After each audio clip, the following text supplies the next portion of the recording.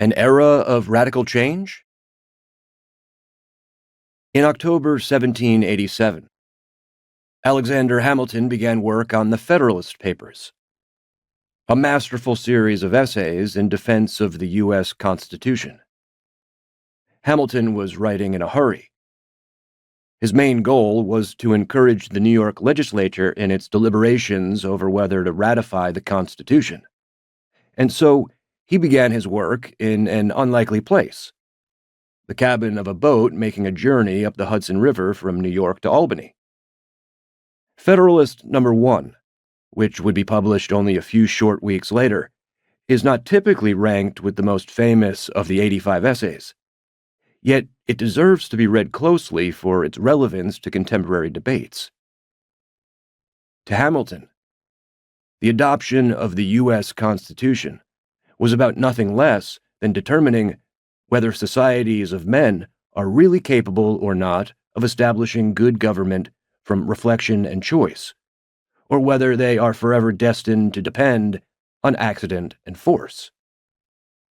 Hamilton understood that in a vast and diverse country like the United States, it is impossible to reach consensus about each and every political issue, and unwise to resolve arguments by simply letting the side with more power decide.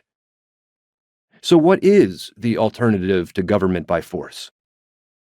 For Hamilton, and fellow founding fathers James Madison and John Jay, who also contributed to the Federalist Papers, a good place to start is by taking humans as they are, as opposed to how we wish they might be.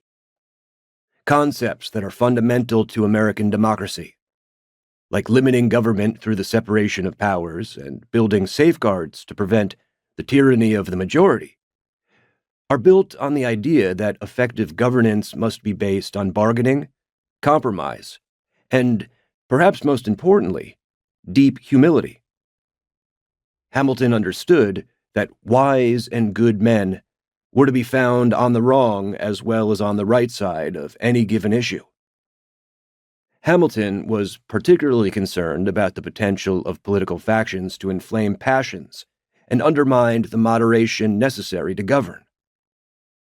He bemoaned the intolerant spirit that characterized political parties, and the torrent of angry and malignant passions that accompany partisan efforts to increase converts by the loudness of their declamations and by the bitterness of their invectives.